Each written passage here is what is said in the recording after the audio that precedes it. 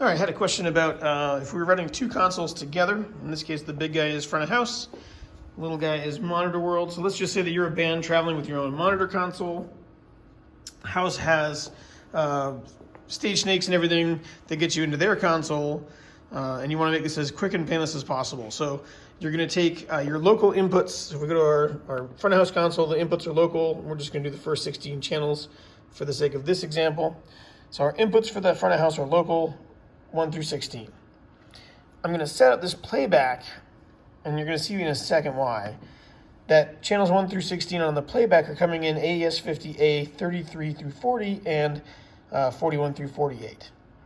So it's set up to take your inputs from the console. That's your house patch. We're going to set up this playback as AES50, the last 16. And like I said, you'll see why in a minute. So we're taking our inputs plugged in physically to the back of this console. We're taking AES50A from this console down the lovely wire. And I know it's not shielded, jacketed, all that stuff, either way. Into AES50A on this monitor console. So this is assuming no other stage boxes are in play, or if they are in this setup, we'd have them patched somewhere in B. But we're not going to worry about stage boxes. This is just a 16-channel setup. On my monitor console, I'm going to set my main inputs for recording to my AES50A 1 through 8 and 9 through 16. Again, we're not going to worry about the other 16 channels for now. Whatever is plugged directly into this front of house console is going to show up on this monitor console, just like we want it.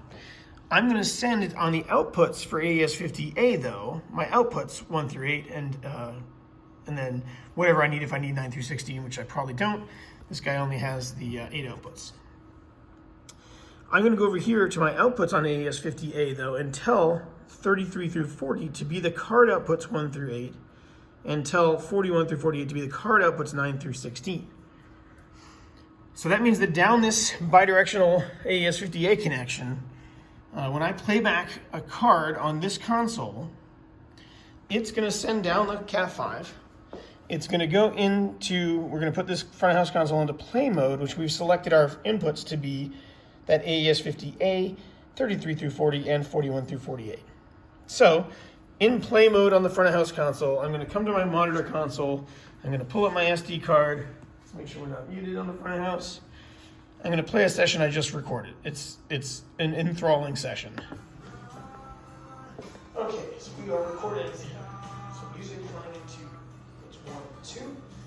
All right, so we are playing back 1, 2. SD card on the monitor and manipulating on front of house. So we can use that recording that's on the SD card and the monitor console that the band brings with them.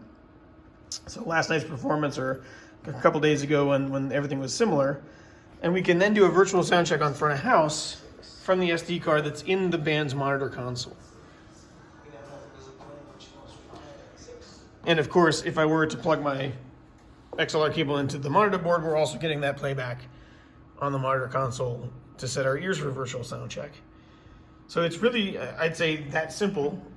It's a matter of remembering what's plugged in where and where you want it to go, and then on the front of house console, setting up that playback to be whatever your outputs were that you assigned card outputs to be on the monitor console.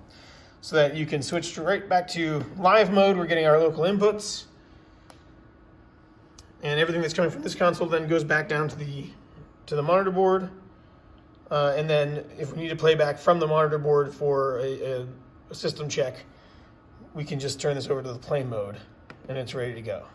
We now have the music playing for 14. That's what that should be playing back, and we will move it into 15. This is now playing on 13 and 15.